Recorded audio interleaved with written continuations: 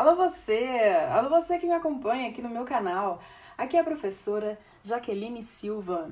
No vídeo de hoje nós vamos continuar falando sobre o Teorema do Valor Intermediário e nós vamos discutir um exemplo muito importante que mostra quando é que pode e quando é que não pode usar o teorema.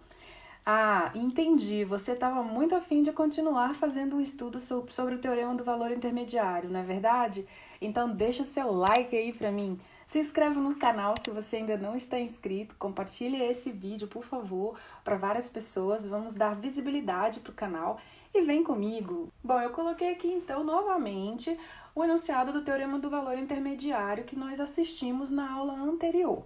Se você não assistiu a aula anterior, eu recomendo que você vá lá e assista o que foi discutido lá antes de assistir essa aula. O link vai ficar aqui em cima no cantinho direito. Dá um pulinho lá e depois você volta para cá, tá ok? Lá nós vimos o enunciado que dizia o seguinte: suponha que f de x seja uma função contínua em um intervalo fechado, AB, e n seja um número real qualquer entre f de A e f de B, de forma que f de A tem que ser diferente de f de B. Então, o teorema garante que existe um número C entre A e B, de tal forma que a imagem de f calculada em C é igual ao número n. Então, na aula anterior, nós vimos que essas características que são exigidas da função em relação a ela ser contínua e a continuidade ter que acontecer dentro de um intervalo fechado, foram investigadas naquele momento e a gente viu como que era importante ter essa condição. Outra coisa que a gente viu que era importante também para verificar a existência desse número C era que o f de A fosse diferente do f de B. Isso é muito, muito importante. Nós vimos também um caso particular de uma função polinomial que dizia que se o f de A fosse maior que zero e o f de B fosse menor que zero, né, que a gente, além de ter essa condição de diferença entre os dois, que eles tivessem sinais opostos. E aí, olha, gente, essa observação, ela também vale se acontecer o contrário. Se f de A for menor que zero e f de B for maior que zero, ok? Em qualquer uma dessas duas situações, o que a gente tinha? A gente tinha que existe, né, o C dentro do intervalo AB, porém, que esse f de C, né, que é a imagem de C em f, ela tinha resultado igual a zero. Ou seja, nesse caso, o meu n, ele era igual a zero. Então, se nós temos um número cuja imagem dele dá zero, esse número era a raiz da minha função. Ou seja, o Teorema do Valor Intermediário, além dele garantir que existe um valor intermediário dentro de um determinado intervalo, em casos em que as imagens têm sinais opostos, ele garante que esse valor intermediário ele é uma raiz da função. Nós vimos também que, né, o teorema ele garante a existência de uma ou mais raízes, mas ele não diz como é que você faz para calcular essas raízes. Bom, a técnica que você vai usar para calcular essas raízes vai depender muito do tipo de função que você está lidando. Então, na aula anterior, como nós falamos de uma função polinomial, hoje nós vamos tratar outro tipo de função, tá joia? Então, eu vou apagar aqui. Analise a função f de x igual a 1 sobre x ao quadrado. Nós sabemos que essa função é uma função racional, então o domínio dessa função racional ele tem uma restrição.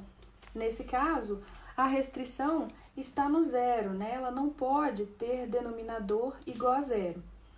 Ô, professora Jaqueline, será que eu consigo tirar intervalos de dentro desse domínio? Você consegue, por exemplo, esse conjunto real exceto zero, ele é em representação intervalar o intervalo de menos infinito até zero, aberto aqui no zero, união com o intervalo de zero até o infinito. Então, eu consigo escrevê-lo como a união entre esses dois intervalos. E daí vocês observem que a gente já tem um probleminha ali, né? Que tem aquela quebra logo ali no meio. Isso significa, pelo que nós vimos nas aulas anteriores de continuidade, que essa função ela não é contínua nos reais. Ela é contínua em seu domínio, mas ela não é contínua nos reais. Ela tem essa descontinuidade no zero porque a gente não consegue calcular o limite da função quando x tende a zero, né? Quando x tende a zero aqui, ó, essa função 1 sobre x ao quadrado, ela vai para infinito. Então, professora Jaqueline, será que eu consigo usar o teorema do valor intermediário para garantir, então, a existência de um valor intermediário ou então até mesmo de uma raiz dessa função? Muita calma nessa hora. Eu coloquei aqui o gráfico da nossa função para a gente discutir juntos.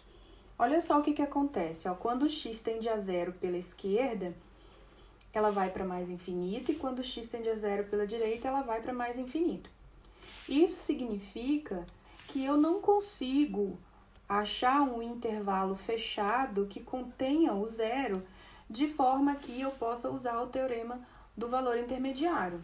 Porém, eu consigo, por exemplo, pegar um pontinho aqui, ó, e chamar de A, e um pontinho aqui e chamar de B. Então, aqui em cima, nós teremos o f de A, e aqui embaixo, nós teremos o f de B. Ora, naquele caso ali, o f de A, ele é diferente do f de B. Joia! Então, eu consigo garantir que existe um N aqui em cima, de tal forma que esse N é a imagem de um camarada lá embaixo. Vamos pegar esse cara aqui, ó. Então, aqui tá meu número C.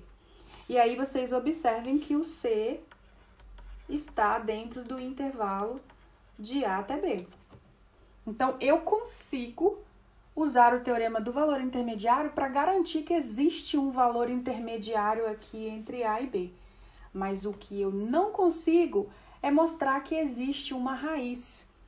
Por quê? Para mostrar que existe uma raiz, eu preciso pegar um f de A positivo e um f de B negativo. Ou o contrário, eu preciso pegar um f de B positivo e um f de A negativo. E eu não consigo pegar nenhum valor negativo aqui. Por que, professora Jaqueline, que eu não consigo pegar nenhum valor negativo aqui? Por causa desse expoente aqui da minha função, que ele é par. Nós sabemos que o quadrado ou a quarta potência, potências pares de qualquer número, independente se ele é positivo ou negativo, tem resultado sempre positivo. Então, essa função não tem raiz. Eu não consigo usar o teorema do valor intermediário para garantir que essa função tem raiz. Por que eu não consigo, professora Jaqueline? Porque eu não consigo satisfazer esses critérios aqui. Eu consigo satisfazer qualquer outro critério, exceto aquele ali. Então, ó, gente, é muito importante. Para usar o teorema do valor intermediário, tem que satisfazer todas as condições. Continuidade, num fechado, f de A ser diferente de f de B. Nesse caso, tem o valor intermediário. Se acontecer essa particularidade aqui, além de tudo, então esse valor intermediário é uma raiz da minha função. Tá joia? Eu espero que vocês tenham tirado todas as dúvidas de vocês a respeito desse tema. Se ainda restar dúvidas, não tem problema. Coloca aí nos comentários para mim que eu vou ler, vou responder e se eu achar necessário eu gravo um outro vídeo para vocês. Tá joia? Deixa o joinha aí pra mim, não se esquece não. Se inscreve se você ainda não está inscrito. Até a próxima aula e um abraço.